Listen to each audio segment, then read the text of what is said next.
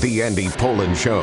We got to go after this with everything we got, thinking they're going to come with everything they got. I'll start off by saying I'm bored, I'm broke, and I'm back. The Andy Poland Show on ESPN 630 starts right now. One thing that was a big part of the Commanders' magical ride last season was relatively few injuries. They got some real injury concerns right now, and I'm not talking about Jaden Daniels because clearly they were okay without him last Sunday and probably will be okay if he can't go this week. But the secondary concerns are mounting. We've got one safety on injured reserve. We got others who are questionable. They signed somebody off the street yesterday. It's not Panic City. Okay, they're 2-1. Ravens, ay. They're 1-2, and how about this? They're playing in Kansas City this week. One of those teams is going to be 1-3. Two teams considered front runners for the Super Bowl, especially from the AFC, and it's possible that one will be at least really behind the eight ball. You can rebound from 1-3; it can be done, and especially now that the season is 17 games. But wow, and more of a wow is how the Ravens are playing. They're playing terrible defense. This is stunning. You look at NFL defenses and the rankings, they are 31st in the NFL.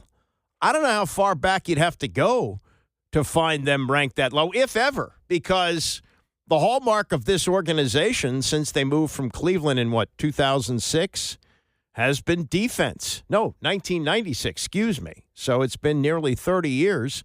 And this is not your father's defense with the Ravens, that's for sure. They've given up a ton of points in the, two games, the two primetime games. They've given up 79 points. They gave up 41 to Buffalo, and they gave up 38 last night to Detroit.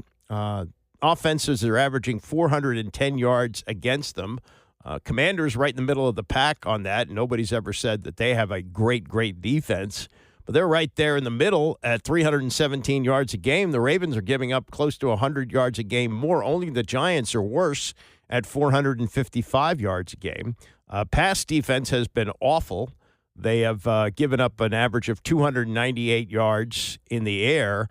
And I was really surprised by this. They're still middle of the pack in run defense, but they were literally run over last night.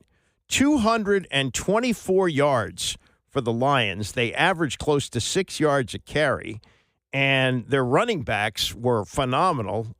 David Montgomery, 12 carries for 151 yards, 2 touchdowns. That's 12.6 yards a carry. Jahmyr Gibbs, he had 2 touchdowns as well, ran for 67 yards. I mean, this was just mano a mano, and the stronger team won. And let me say this about Dan Campbell once again: how wrong I was about my impression of him at his opening news conference when he talked about biting kneecaps. I said, "Oh, this guy is a lunkhead. He may not last the season." I was wrong. This organization has not been this good since the 1950s when Bobby Lane played there. You know, they talk about the curse of Bobby Lane. He's exercising it. Now, they did lose to the Commanders in the playoffs last year, and, everything is really decided once we get to January, but they're going to get to January. I don't have any doubt about that, and this is a guy who's clearly loved in the locker room. The reception as he addressed the team after the win last night. We did exactly what we said we needed to do, play complimentary freaking football, man. When we needed it most, every phase picked up the slack, man. That's how you win games against teams like that, man. And now you know what the barometer is like on the AFC. Yeah, and why is he checking the barometer on the AFC? Because when you get to the Super Bowl, you have to play an AFC team. You don't have to play AFC teams in the playoffs. Yeah, why not talk that way? It's September, and things will change, and injuries will add up. And even with the injuries that they had last year, and they had a bunch of them, including to their best defensive player, they still carry on, and I think a lot of it has to do with him. I have done a complete flip on Dan Campbell. In this day and age, I didn't think this style of coaching necessarily worked, but it's clearly working for them. and in a game that both teams really had to have. I mean, this is because you got the Ravens playing at Kansas City, and there were doubts about the Lions after they got manhandled by the Packers in the opening game. This time, last night, Campbell had his team ready to go. You got to be blind not to see what that team does and how they play and the physicality, the toughness, the nature of everything they're about, their identity, that you better be ready. You better be ready. You can't come in here and tiptoe. So we were ready. And like I say, it was a big win. It took every one of us. And I just thought the players, man, they stepped up and made huge plays at critical times. Yeah, and just ran over the Ravens defense, just ran over them. John Harbaugh, who is a defensive guy, he's been on the job, 18 years now. This is the most obvious statement that anybody could make after a team gives up 224 yards on the ground. The biggest problem is we didn't play good run defense. I mean, we didn't, as a defense complete, we didn't do it, and that's not going to be good enough. There's nobody in that locker room that thinks that's good enough. That's disappointing. That's bad run defense, and that's not who we are. It cannot be who we are. It's not going to be good enough. It's not going to be acceptable, and it's got to be better. Yeah, it is who we are. I mean, that's the problem right now, and that happened. Detroit scored on drives of 98 and 96 yards. Now, they are missing a Pro Bowl defensive lineman, Nnamdi Mandibuk, but, I mean, that's not the whole story there. And it's the chutzpah, too, of Dan Campbell. Give him credit for that. There's a Dan here who likes to go for it on fourth down. Dan Campbell, he doesn't care. They're up 31-24 at the 2-minute warning. But defense, okay, they've given up points to the Ravens, and Lamar has thrown 3 touchdown passes and all that. But they're in their own territory. They're on their own 49-yard line, and they go for it on 4th and 2. Jared Goff completes a 20-yard pass to Amon-Ra St. Brown. And that pretty much sealed the game. That's what gave them the last touchdown. Ravens got kind of a late TD where Detroit was playing prevent defense, didn't really matter, and they were able to recover the kick and run out the clock. And now you got Detroit back in pretty good shape here at 2-1, and you got the Ravens at 1-2, and. Yeah, it's not looking good. And defense, which has been the hallmark of this team, is not the hallmark anymore. Kyle Hamilton is the highest paid safety in NFL history. No excuses can be made at this point. If it's not one thing, it's another, and we just got to patch everything up right now. Can't just take it for granted. Our run defense, it's been pretty good the whole time I've been here. But when a team runs the ball like that, it just demoralizes you more than passing the ball. They're challenging you mentally, physically, so it's on us as a defense just to put that fire out ASAP, and we didn't do that. As my friend Doc Walker likes to say, it's a manhood issue. You get a running back, 12 carries for 151 yards. That's 12.6 yards a carry and 2 touchdowns, David Montgomery. That's embarrassing. That's embarrassing. In the spirit of Ray Lewis, this has got to be something that makes everybody sick in Baltimore. Scott Van Pelt with the show there last night, does the usual post-game with Joe Buck and Troy Aikman, and looked at a team that was being criticized early on. And again, this is a league where things change week to week, and you can't really make judgments on each week, but we do it anyway. And the judgments on the Lions were at the beginning of the year, oh, yeah, well, Ben Johnson's now the head coach in Chicago. He's not the genius, making Jared Goff great and all that stuff. Well, the narrative has certainly changed. This was SVP with Buck and Aikman last night. In week 1, they go to Lambeau and they get rocked, and all the conversation is, man, you lose your coordinators, I don't know. But Dan Campbell's the identity of this team, isn't it? I'm curious, Joe, how much tonight is a reflection of who this guy is and how the team follows his lead? Yeah, I think he reminded us all, Scott, about the way that he wants to do it. And if he's got another down and they can keep their offense out there, he believes in Goff, he believes in Amon-Ra. It seems like every time they need a big play, 4th down play, they're looking for number 14. Jared Goff is, and that beautiful throw and that conversion. When we talked to Dan Campbell about the communication issues they had in week 1, we started to bring it up, and he said, I don't even want to talk about it. It was bad. We'll be better. It's not a problem. We'll be fine. And you know what? He was right. Troy, not one but two 90-plus yard drives. They're able to run it with not one but two different backs, different styles, and then obviously you have the weapons at wide receiver. But the way they were able to really bully Baltimore, I think that's got to be incredibly troubling for Baltimore. They played two really good offenses. They couldn't stop either one. What impressed you most about the Lions offensively tonight? Well, just the way they played up front with the offensive line. I mean, I do know that the coaches, as Joe said, Dan Campbell really didn't want to talk about it, and John Morton said, hey, we'll be fine. I talked to Hank Fraley, the offensive line coach, before the game. He said all throughout camp they were good. What happened week one, they did not anticipate.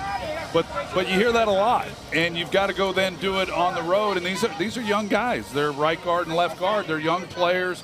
And as I said in the game, I think a lot of this season, fairly or not, is going to be determined by how those guys play for a lot of reasons. But to be able to put those drives together against this unit on the road, is hard. And the environment is very difficult, and yet they executed flawlessly. So they can put all those questions to bed and feel good about what they did. But that was the most impressive part, because the rest of it, you expect Jared Goff. We take some of the things he does for granted, but you expect some of that. You expect that from Amon-Ra, St. Brown, and those backs. But the offensive line is the key. It has been the key for the Detroit Lions, and they look like they're in good shape.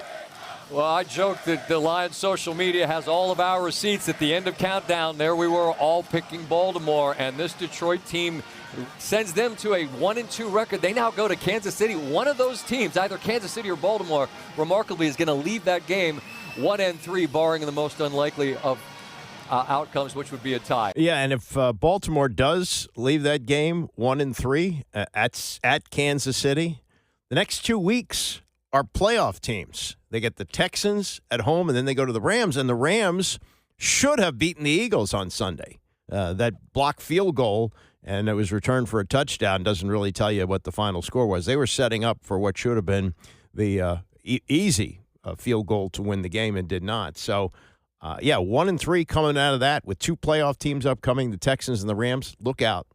This could be a really, really interesting call for ownership of this team. Steve Bisciotti, who has been remarkably patient. He inherited Brian Billick when he took over as the owner. He stayed patient with him. Billick did win a Super Bowl, but they went through some tough seasons after that, and I think he made the wrong call when he decided he was going to bring in Elvis Gerback the following year, and the team declined. And then he hired Harbaugh, and he stayed with him all these years. Harbaugh, of course, has delivered a Super Bowl as well, but there have been a lot of disappointing seasons, and you get one of these quarterbacks every generation if you're lucky. I mean, the streak that the Packers are riding right now is remarkable, and they've actually had the luxury with the last two of having them sit behind Hall of Fame quarterbacks. So, you bring in Aaron Rodgers. He sits for 3 years behind Brett Favre. He's ready to go when he steps in. Rodgers goes a long time. They bring in Jordan Love. Jordan Love sits for 3 years, and he's ready to go right now. I don't know if he's an elite quarterback. He certainly didn't look it last week against Cleveland, but he is good, and good enough for this team, which is loaded defensively. So I just look at what Baltimore is doing right now with an opportunity. Lamar's still young, but you got to build around these guys when you can, and they have apparently done that. But now you got the problem of the aging players, and it's possible that what you built was good for 2 years ago, but it's not good enough now. Maybe their greatest opportunity was 2 years ago when they're hosting the AFC Championship game against Kansas City, and they don't get it done. Everything they had played for was right there for the taking. You had Kansas City at home in the AFC title game, and they failed to beat them. And you talk about windows closing. I don't think it's necessarily closing with a quarterback who's elite and under 30 years old and can do things that almost nobody else can do. I mean, Steve Young yesterday on the Dan Patrick Show said that he believes Lamar Jackson could be the greatest quarterback of all time. I mean, that's quite a statement from a Hall of Fame guy who played behind 3 years or 2 years behind Joe Montana, who is in the discussion for the greatest of all time. We saw Tom Brady win 7 Super Bowls, but we haven't seen Lamar get to one. And that's, really how you judge it, unless you're Dan Marino, and Dan Marino at least got to one. We haven't seen Lamar do that yet. So I look at what's going on there, and I just shake your head. And instinctively, when you think of the Baltimore Ravens, you think of defense. But, Ed Reed's not walking through that door. Ray Lewis isn't walking through that door. And what you have now are some, named players, some guys who are still, got great reputations. They gave up a lot to get Roquan Smith a couple of years ago from Chicago, and he was good for a couple of years, but he's starting to show his age now. And it's a team that's in crisis at the moment. And can they right the ship? We'll see. But, you look at going to play a team that played in three straight Super Bowls, also, starting to show signs of erosion as well. So that's really going to be, I think, the most interesting game of the week. And who would have thought that you would have those two teams with losing records going into this game? And it's not like, the offense is letting the Ravens down. They've scored 111 points in the 3 games. That's the most a team has ever scored through 3 games and has had a losing record ever in the history of the league. And we've seen, you go back to teams like the San Diego Chargers with Dan Fouts. Their defense was they were on the field. They give up a touchdown, didn't matter. Here, Fouts came right back with the offense, and they scored again. They were winning 48-45 games all the time, or losing 48-45 games. But what the Ravens are doing now is so un-Raven-like. It's hard to get your head around that. All right, we'll look at what's going on with the Commanders. Go through Dan Quinn's news conference yesterday in Ashburn, including the injuries. And also in the next hour, The Shawshank Redemption came out 31 years ago today.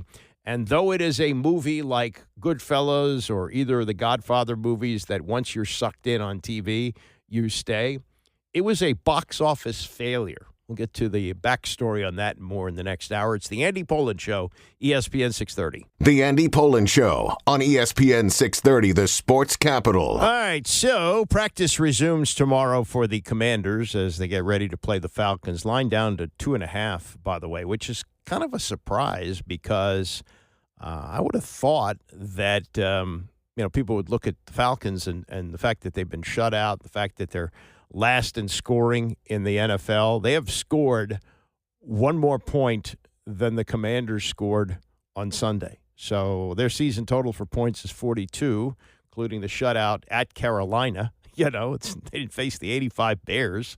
And Washington hung 41 on the Raiders. I know the Raiders are not a very good team, but still, the line down to 2.5. And I guess a lot of it has to do with the uncertainty of Jaden Daniels, even though Marcus Mariota proved that he can score. He can get this team going. And, they lose something for sure. You definitely want to have Daniels out there. But Mariota can handle the load this week. And if I were the Commanders, not that they're asking for my opinion, and I'm certainly have no medical expertise, but this is a game where you play it safe. They got 13 games after this, 13 more games after they face the Falcons.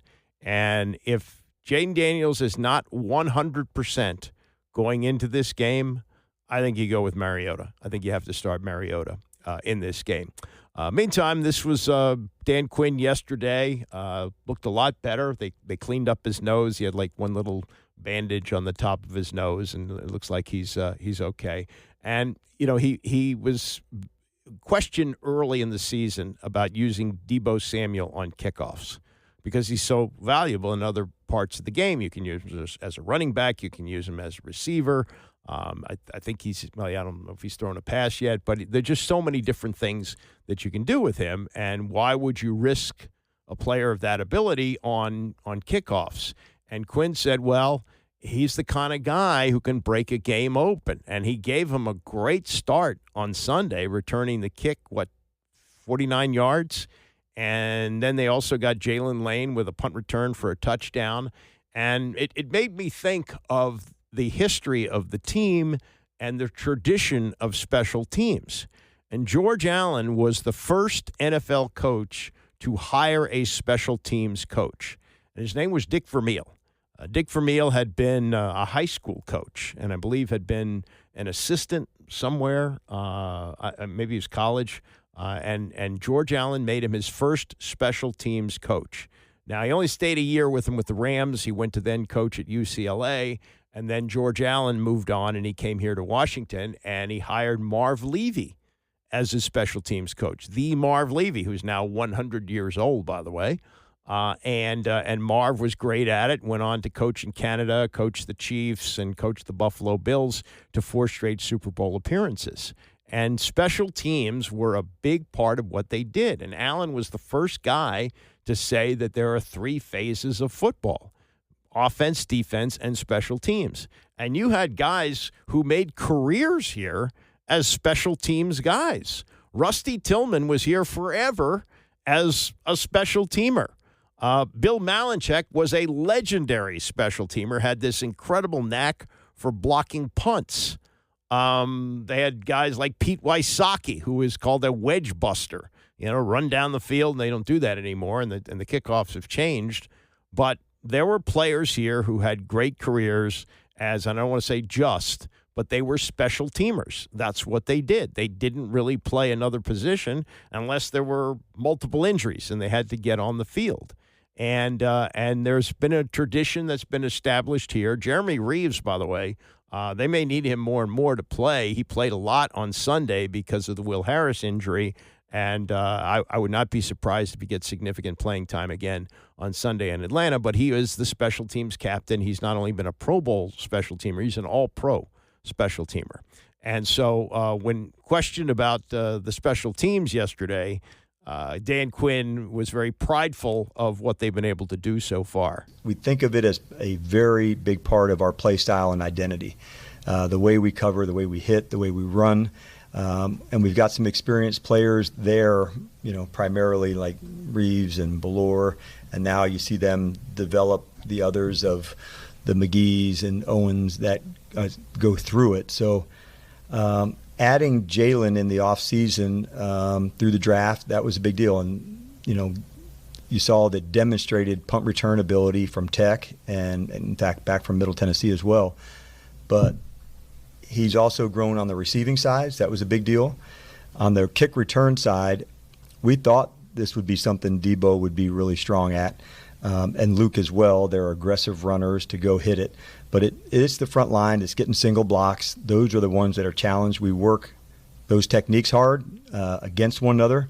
And we're still growing into it as well. And we think as the season's going, what's changing? How do you see things different?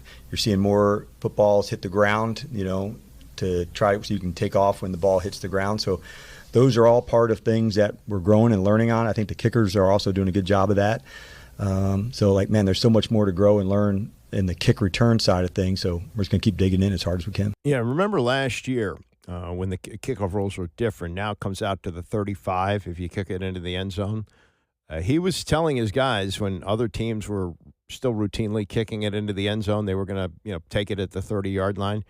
He said, even if they take it out to the 30 and maybe even a yard or two past it, 31, 32, I'm okay with that because when the tackle is made, it fires up the defense when they get on the field.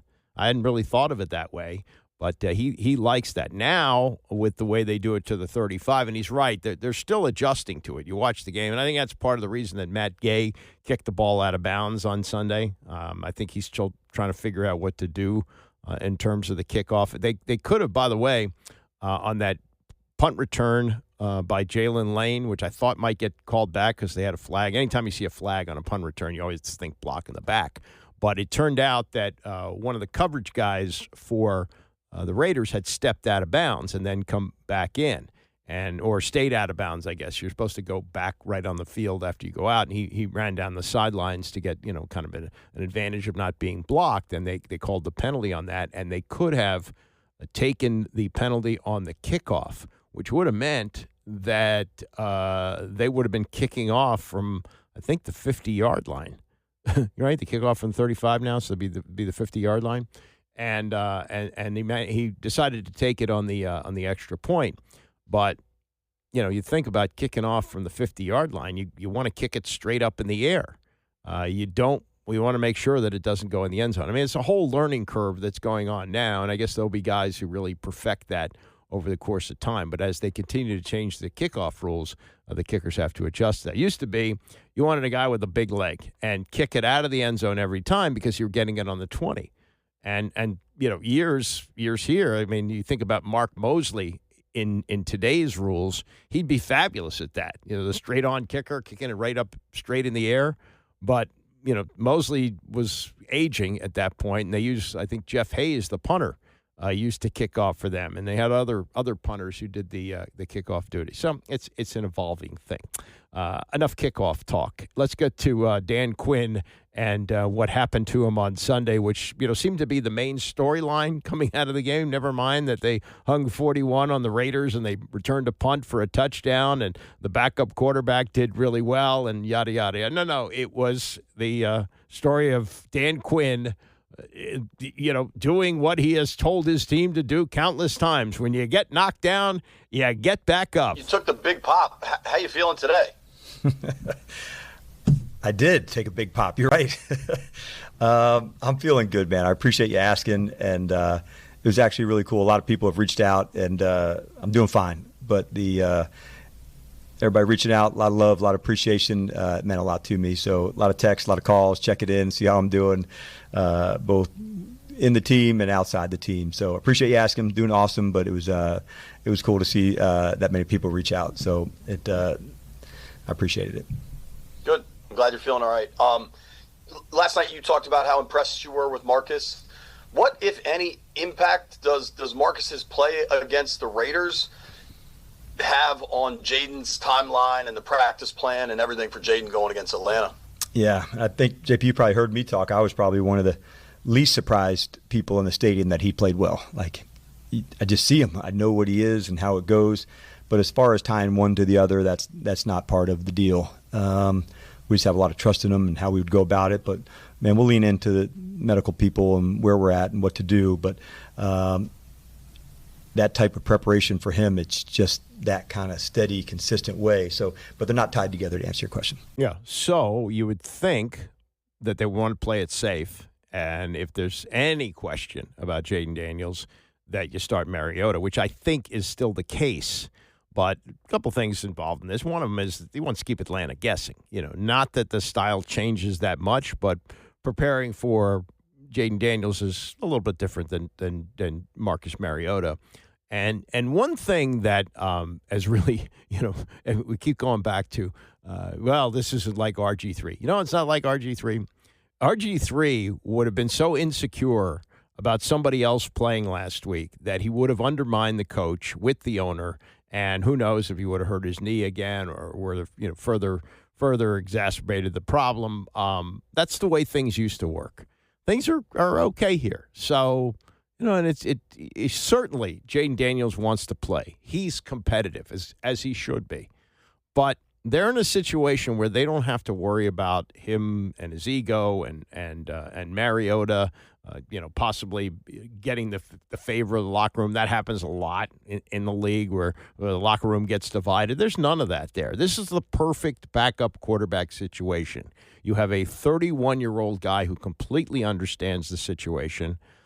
He will play if needed to play and wants to play, but he has never been in a position, even though they said that was the case last summer when Jaden Daniels was rookie, he's really never been in a position where he's been competing for the job. And he would have had an opportunity in the offseason to go to a variety of places and compete for the starting job. I mean, maybe not a totally open competition, but places where you got young quarterbacks. I don't know if New Orleans would have wanted to sign him. And who knows if he wanted to spend 15 games getting beat up with an inferior team. But, he certainly could have won the job there. Spencer Rattler's their starting quarterback. But he's here, and he understands how the situation works. So I think that's been a really good circumstance for Washington. If you want to be fair to RG3, yeah, they took Kirk Cousins in the 4th round that year. they took a guy who was capable of being a starting quarterback, and they had him on the roster, and he was the same age, same draft class. Okay. But I don't blame Washington for doing that. And as it turned out, that was their safety valve for a guy who got hurt a lot. And aside from the magical rookie season that he had, was a complete flameout with the team. This is on the number of running backs that they used on Sunday, and that was a real positive too. Like, Jeremy McNichol, he wasn't even in my thoughts, and then I see him come out on the field. Oh, he went 60 yards. How about that? I mean, they're missing Austin Eckler. They're going to miss him over the course of the season. But you had Chris Rodriguez, who is active for the first time this year. He performed well. And Bill Croxy-Merritt, he's got – not only does he have the wiggle, he can run inside the tackles. So they're pretty healthy there at running back, even though they miss the guy who is going to be their number one running back this year in Austin Eckler. And as far as, picking between one of them, doesn't sound like that's the way that Quinn wants to go. Balance is what's important to me. If there's runners that have unique skills and how to feature ones, we can do that. But having balance, that's what makes an offense most difficult to defend, when it's not just all of one or all of the other, but having the balance to do both. So in all things, sometimes it works itself out after a little bit of time. But going into it, Howard, I'm there. Whether it stays that way, we'll just keep digging and find our way. But I am comfortable sharing the responsibility. And let's see what the game presents, coming up. And sometimes a guy gets hot and feels it, and we'll lean into that too. Yeah, you can't play multiple quarterbacks. That almost never works. But you can play running backs. And you don't have any real, I don't think, any ego issues here in the locker room. So everybody's happy to get their opportunity. We'll see. I mean, somebody could emerge. I think they would like to see Bill Croxy-Merritt develop a couple of other things like pass protection and so forth. I think they'd like to see him out on the field a little bit more, but because of seemingly just the limitations of what he does right now, and it's understandable, he's inexperienced. He played one game last year for Arizona. He's a rookie, he hasn't played much, so let's see how that all plays itself out. But yeah, I think maybe he's looking for somebody to emerge as the number one back. And even if that player emerges, you're always going to have injuries. There's always somebody that's going to go down, even if it's not a season-ending injury like Eckler. This is on Marcus Mariota, this last thing I've got from yesterday's news media availability for Dan Quinn. And it was a question based on his own situation, getting knocked down, and how the team supported him. And in the same way that Marcus Mariota, and he made a point of saying this on Sunday, how much they supported him during the week, how much confidence they had in him going into the Raider game. Marcus, we love him, about what he stands for, who he is. I think last night Stacey had showed me the clip of me, getting knocked on my ass, and people over there to help. Even Marcus was there, like making sure I was okay. Together, part of my number one job is to help create an environment where these guys can absolutely be their best. And one of the ways that you can be your best is if you have a big crew with you. That's going to help you get there and push you. And we heard a great quote on Saturday about relationships and truth. And it was, I may not get it all the way correct, but, have relationships so strong, they can bear the weight of the truth.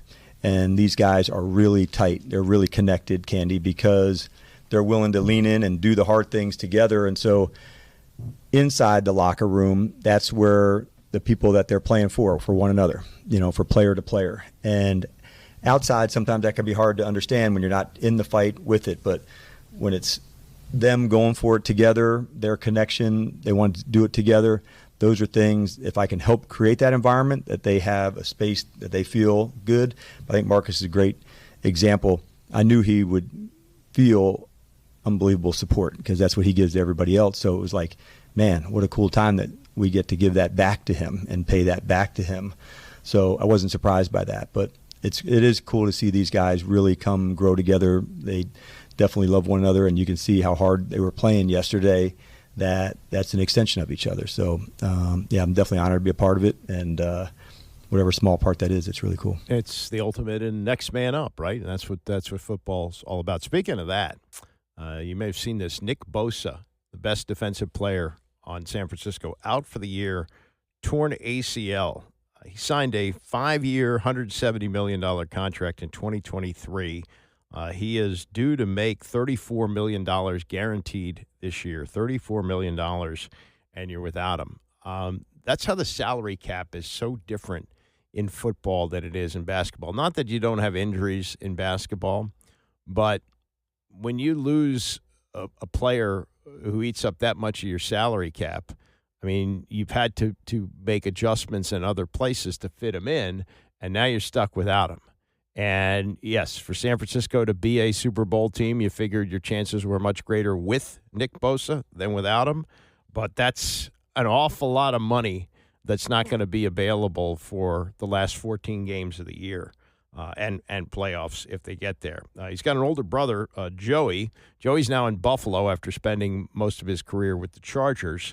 And he's another great player. I mean, that is probably the best brother defensive end combination in pro football history. Merlin Olsen was a great defensive lineman for the Los Angeles Rams and is in the Hall of Fame. He had a brother named Phil Olsen who actually got hurt during the college all-star game. Remember that? They used to have that. They stopped that in 1976.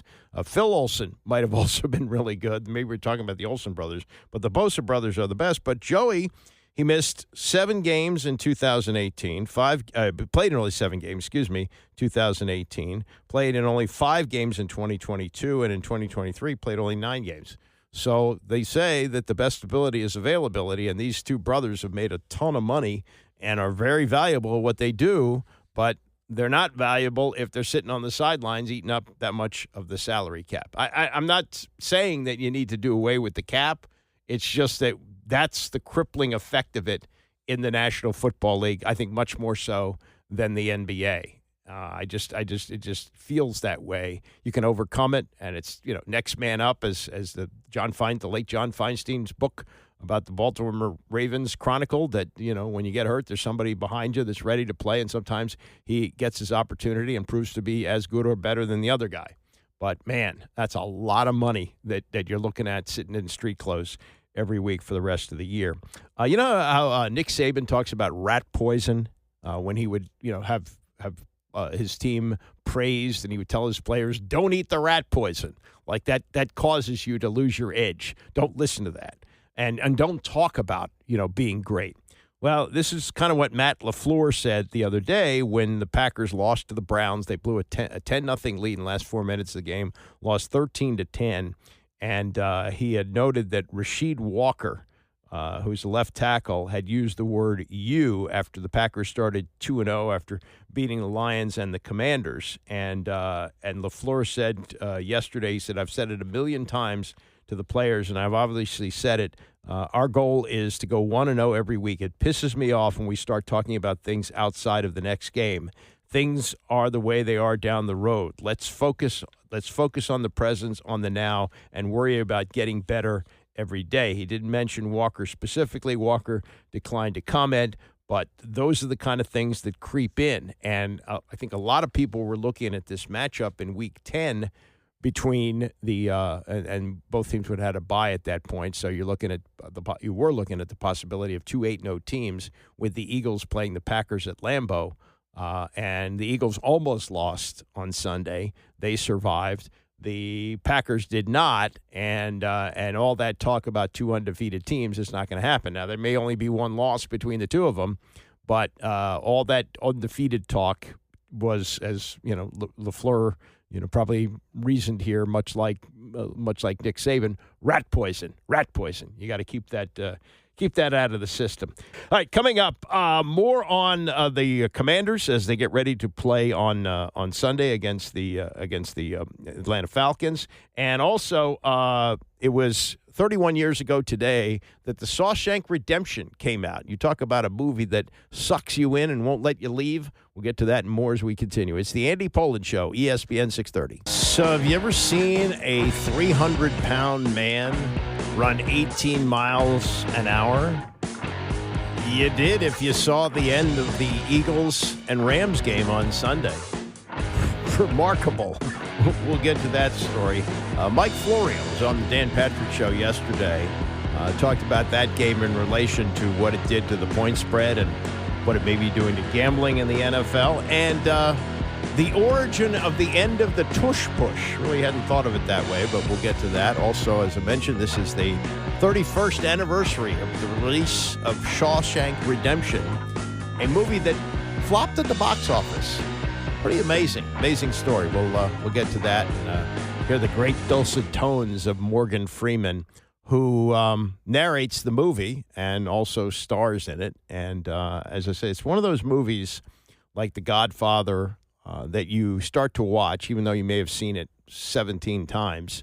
You're not leaving. It's just, what's going to happen next, but the acting is and the story is so good that you just can't leave it. And that's part of the appeal of a movie that kind of got a second wind and remains a classic now, 31 years after its release. All right, let me get to what happened last night. We spent some time on the Ravens in the first hour and the crushing loss that they had last night. In 2 primetime games, they have scored 70 points. Problem is they've given up 79 points, and an organization that's been known for defense since they moved from Cleveland to Baltimore almost 30 years ago is now a defensive mess. And they got run over last night by a team that, can run the ball, but you shouldn't be able to get 12.6 yards a carry as David Montgomery had last night. He had 12 carries for 151 yards and 2 touchdowns and 224 yards rushing for Detroit, 5.6 yards a carry. That can't happen. And then to compound it, Derrick Henry, who's your battering ram, comes up with 50 yards last night. He did score a touchdown, but for the 3rd straight game, he had just a soul-crushing fumble. And if you've seen the highlights, even if you weren't up last night to see the end of the game, you see him on the sidelines. He takes his helmet and he just slams it on those helmet holders that they have behind the bench. The frustration is mounting for a guy who's going to turn 32 years old in January.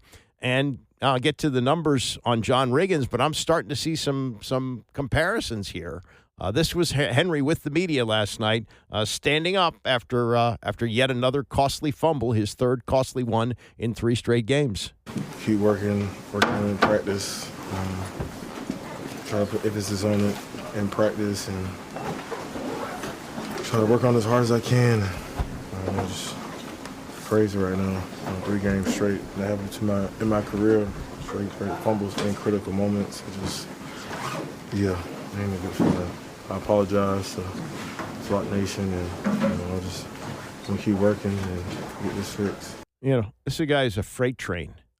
His stiff arm is devastating, and the one thing a running back can't do is fumble the football, and that's how you play yourself out of the league. Young guys do it, old guys do it, and even the great John Riggins pretty much ended his career that way. And I looked it up. It wasn't that many fumbles, but it was enough to put him on the bench. Riggins in 1983, he led the league with 375 carries. 375 carries in a 16-games season. It wasn't unusual to see Riggo carry the ball 30 times in a game. He had 5 fumbles the whole year. 5 fumbles the entire season. 1984, they hosted a playoff game. I believe they won the division. And they hosted Chicago and were upset by the Bears at home. But he had another great season, 1984, had over 1,000 yards, carried the ball 327 times. So that was, almost 50 less times. And he had 7 fumbles. So there was a little bit of concern going into the 1985 season. Part of the reason that they signed George Rogers, they didn't have a salary cap in those days, so you could carry, 2 backs of that caliber. And George Rogers was clearly in waiting if Riggins started to stumble, and he did. He fumbled 3 times at 176 carries and ended his career sitting on the bench for the last 4 games of the season. I'm not saying that's going to happen to Derrick Henry. Henry's a lot younger. Henry is not going to turn 32 until January, but this adds up, and he's taken a big beating. He's played a long time. He's been in the league 10 years now. He had a long career in Tennessee, and now he's been in Baltimore, and he's been great at times, but you just can't fumble the football. And these fumbles have been just killing for a team that's not good defensively. I mean, there's no sugarcoating the Ravens. They are the 31st ranked team in total defense, giving up 411 yards a game. Only the New York Giants have been worse. The Commanders are middle of the pack on that. But that's how bad they have been. And if you look at, what's coming up for them, oh, my God. I mean, they're going to play on the road at Kansas City this week, and then they play two more playoff teams before they have the bye. They've got the Texans and they've got the Rams. And the way this train is rolling down the tracks with this defense, you got to think that 1-5 is in play, right? You got to think that way, because this is a make or break game for two teams coming up that many think can get to the Super Bowl. One of them's going to be 1-3 between Kansas City and Baltimore. It's unthinkable, and even worse for Baltimore, because they've scored enough points to do it. They've scored 111 points in the 3 games. Realize that the Atlanta Falcons have scored only 42 points in 3 games. They've scored a lot of points, but they're the first team in NFL history to score that many points in the first 3 games and have a losing record of 1-2. And, John Harbaugh is a defensive guy. He's been on the job for a long time. But between what he's doing as a coach and what Eric DeCosta, who's considered to be one of the best in the business as a GM, putting this team together, acquiring players, making trades like they did for Roquan Smith a couple of years ago, it's not working out. It's a bad situation. And then on top of that, if you got your running back, which everybody thought 2 years ago was, oh, yeah, you get Derrick Henry, that's all you need. They didn't get him. They wound up losing to Kansas City in the championship game in Baltimore, partly because they weren't as effective running the football as they needed to be. They get Derrick Henry last year. Again, they go out in the playoffs to Buffalo. And now Derrick Henry may be showing signs of age, and there may be no going back. Maybe he gets the fumbling problem fixed. Maybe he does not. But that's got to be a big concern. On the college side of things, the Ravens are kind of mirroring what's going on with Dabo Swinney and Clemson. Because Clemson did make the playoff last year. You got to give credit for that. But it's been a long time since they've really been a national title contender. And now they're 1-3 on the year, and they just lost at home badly to Syracuse. And it's Syracuse. I mean, it's one thing to lose to LSU. They lost at the gun. It was a road game at Georgia Tech. That wasn't good. But to be dominated by Syracuse with their quarterback getting hurt, he's out for the year with a torn Achilles, that's a problem. Louis Riddick did the game for ESPN. He was on with Dan Patrick yesterday. And his look at Clemson is deeper than just Dabo Swinney. These things don't happen overnight. Mike Gundy didn't forget how to coach football at Oklahoma State, and Dabo didn't forget how to coach at Clemson. But it doesn't feel like they are caught up with the times of college football. Saban talked about this. This drove him out of the game. You got to be NIL. You got to be transfer portal friendly. And these are Hall of Fame coaches that are getting embarrassed. You know what? Look, I love Nick to death. Okay, obviously the guy taught me basically everything I know about football, him and Bill. I don't necessarily agree that you have to be like gung-ho, like 100% into the NIL transfer portal arena in order to compete. Look, obviously, when you look at a team like Florida State that revamps their offensive line, revamps both coordinators, and all of a sudden they go from what were they, 2-12 last year? I mean, and I saw the beginning of that slide last year when we did their game against Boston College, to now this year being the 7th, 8th ranked team in the country we're going to see on Friday. And they did it in large part by getting a new quarterback, getting a new offensive coordinator, a whole new offensive line, a bunch of guys coming on the defensive side, and all of a sudden it turns. Dabo's got good players. They got Will Helt out of the transfer portal from Purdue, who's their best defensive player this year. But Peter Woods, T.J. Parker, these guys, Sammy Brown, Wade Woodaz, Bryant Westco. These dudes are all 4- and 5-star kids. They're all 4- and 5-star guys who are good players. There's something though that doesn't connect, that they're not able to get across to these guys as far as playing consistently for 60 minutes and from week to week. There's just something weird. Look, Bill just revamped his entire roster, Belichick, down in North Carolina, right? They're all in the transfer portal. Deion's all in the transfer portal out in Colorado. It's not working for them. It's not all of a sudden putting them at the top of the heap. I think what people are saying though is maybe Dabo could be a little bit more selective and a little bit more of a participant in terms of finding maybe a couple more pieces that could help get him back into the national title contention picture. And I don't disagree with that. Okay.